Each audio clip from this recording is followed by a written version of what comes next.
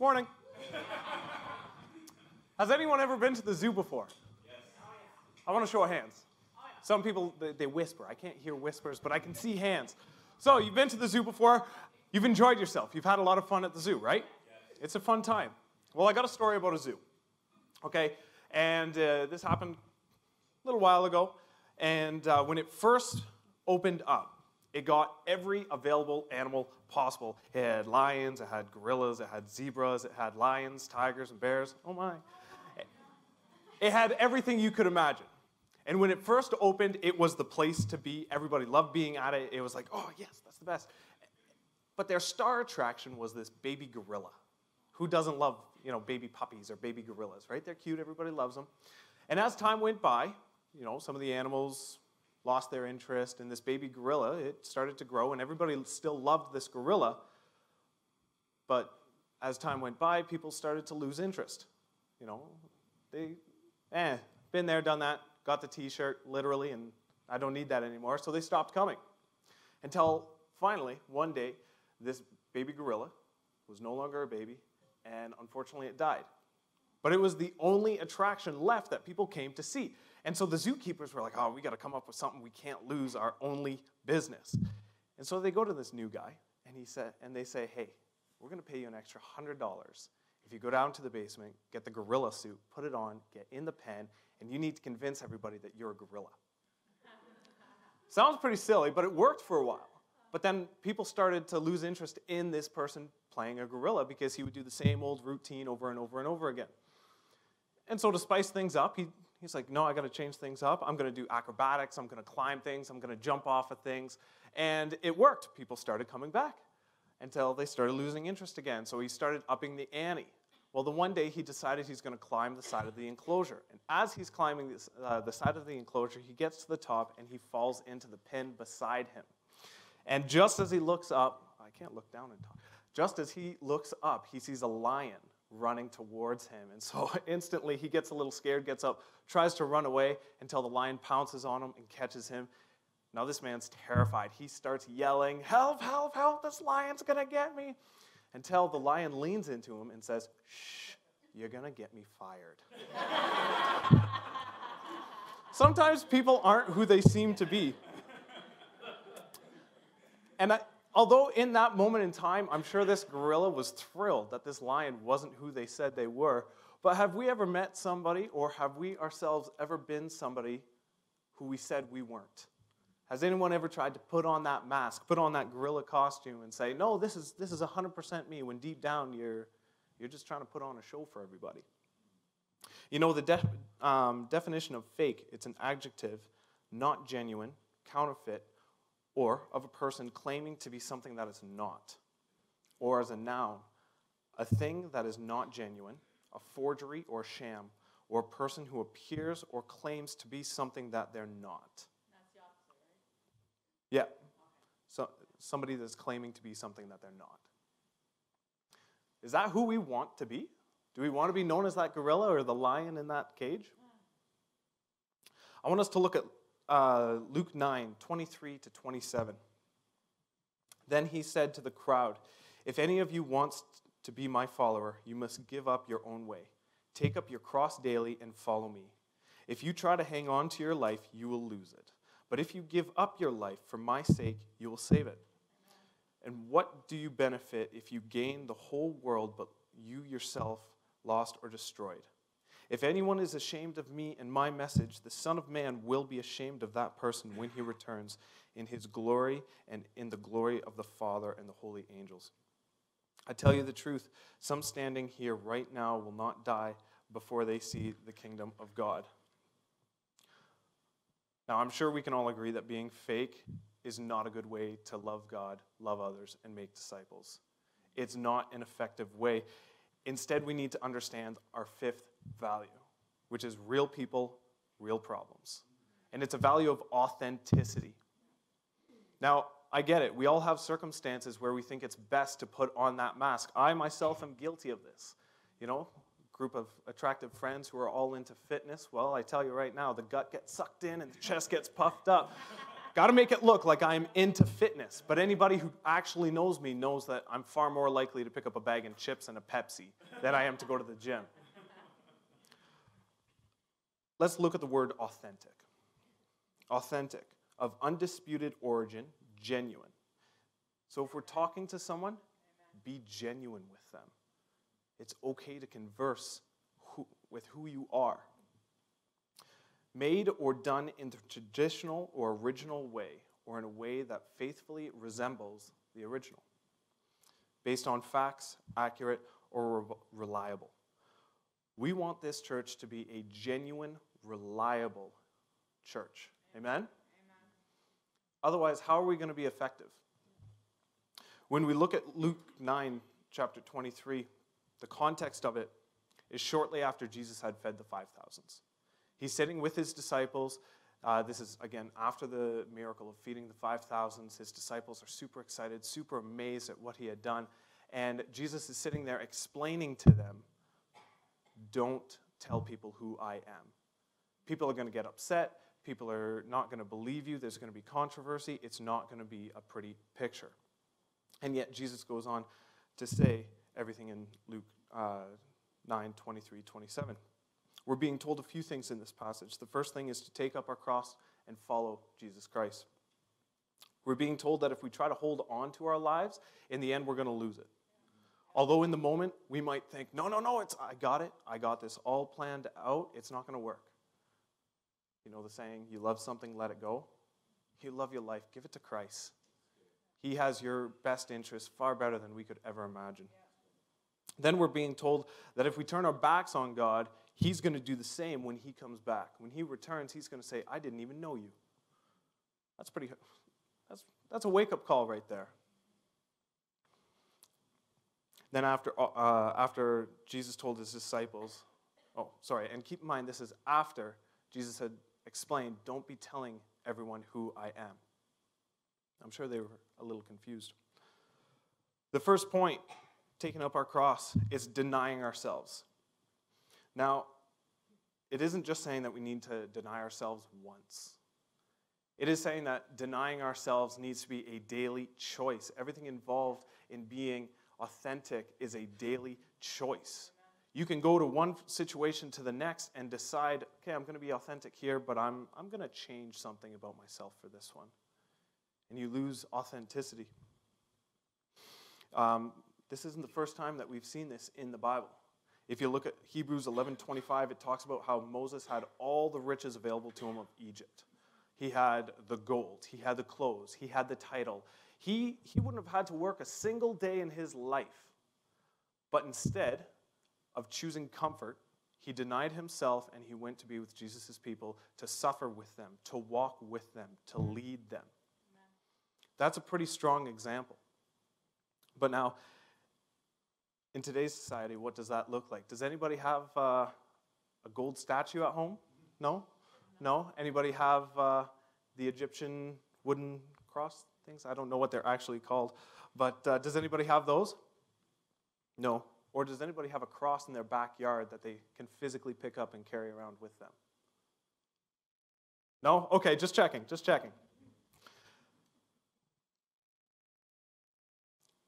Denying ourselves in today's society means that we put ourselves out of our comfort zone.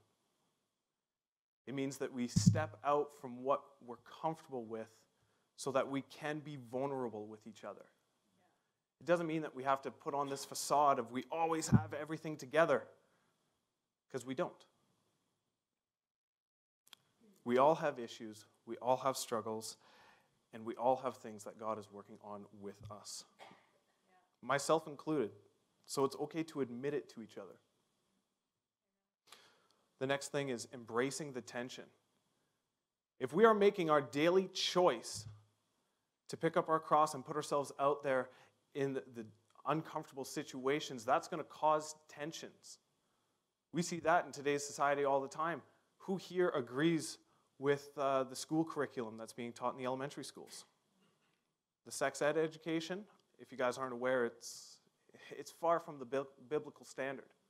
Or when was the last time our governments got down together, sat, and talked about a controversial topic and all came to a unanimous agreement?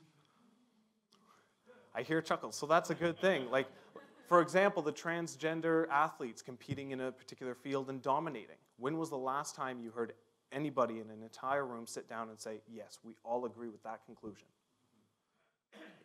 We need to embrace that tension. We need to understand that our choices are going to cause those.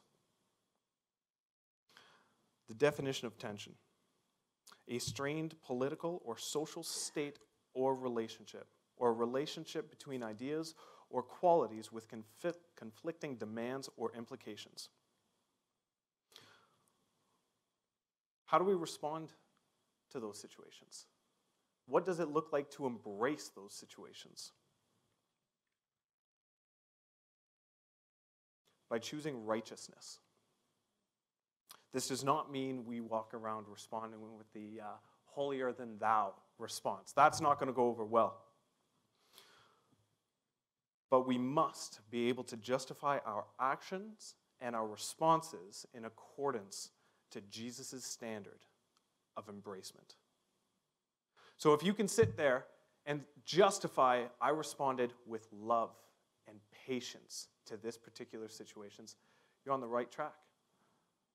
But if you respond there and say, oh, I responded this way because I think this, you might be walking down the wrong way. You might be looking at embracing that tension wrong. We need to be able to justify our actions and responses in accordance to Jesus' standards of embracing.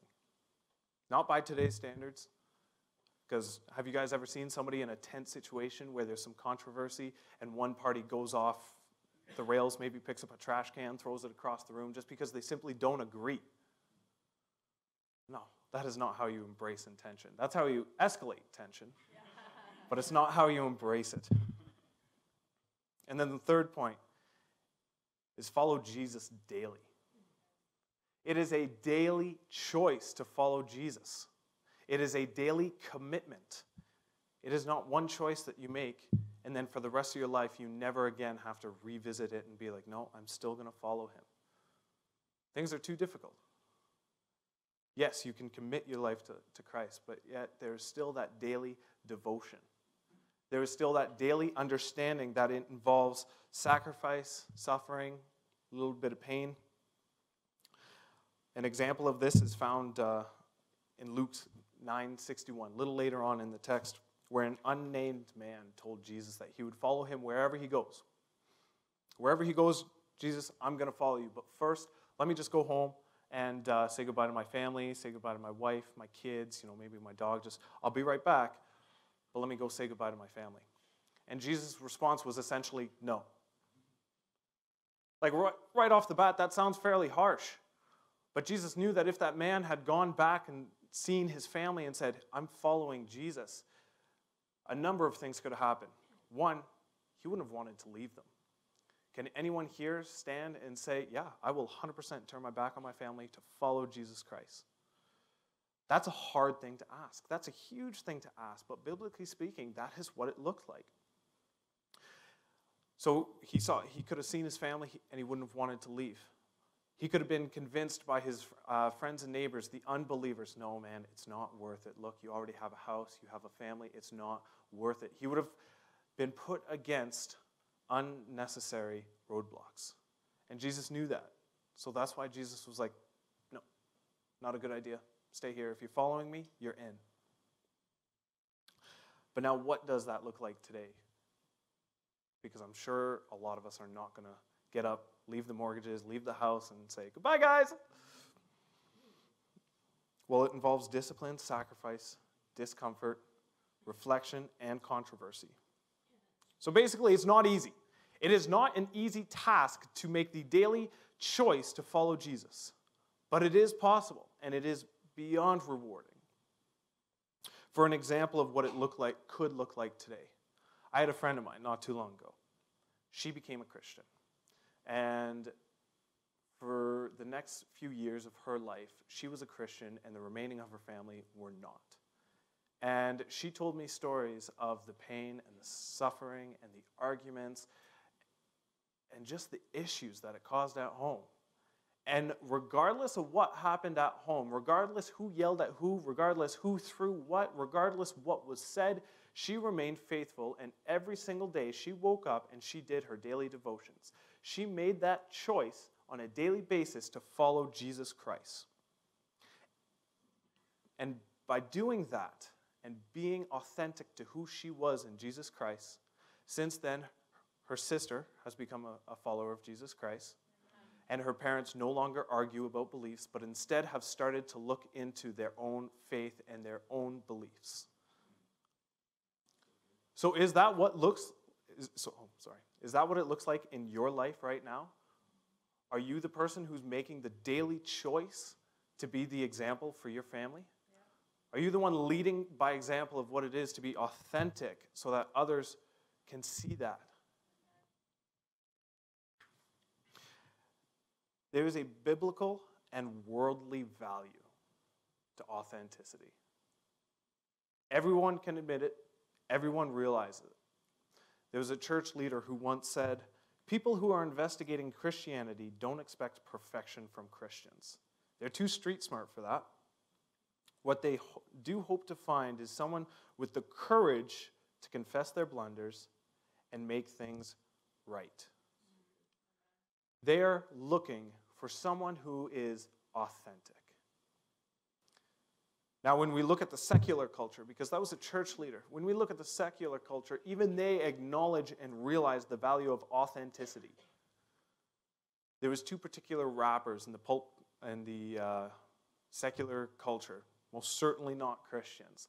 And recently in an interview, they were talking about different types of art, different types of music, rap, country. And one of them said, everyone tries to be the same because they think it's going to work. Then it continues on and he says, when someone decides to be themselves, they offer something no one else can. Followed by the other artist saying, who can be you but you? Now looking at, and these are secular people. These are secular people saying, no, we need authenticity in this world. There's too many people sitting there going, no, I want to be like this person. And so I ask you this. What if, while you are being authentic, that is what you have to offer to someone else? What if that is exactly what that person needs? Are you going to put your mask on in hopes of just improving what other people think of you? Or are you going to present yourself in an authentic way and reach that person? Because I tell you right now, if somebody walks in this church and sees a bunch of phonies, are they going to be interested in what you have to say? No. So we deny ourselves, we embrace the tension, and we follow Jesus on a daily basis. So let's live our lives without the mask. Let's be what someone else needs. Authenticity. And in doing so, we're going to love God, we're going to love others, and we're going to make disciples. Amen. Because we are all real people, and we have real problems, and we're sitting here. You be the real you, I'll be the real me, and together we'll meet the real Jesus. Amen. God, I pray to thank you for what you do in our lives, and I pray to thank you for who you've made each and every one of us to be. I pray to thank you for what you've given us to offer each other, both as a community, as individuals, and what we have to offer to the community around us, God. So I pray that you just work on our hearts and give us the courage to stand out and be vulnerable with each other, and give us the courage to be who you made us to be. I pray to thank you for everything that you're doing in our lives. In Jesus' name, amen.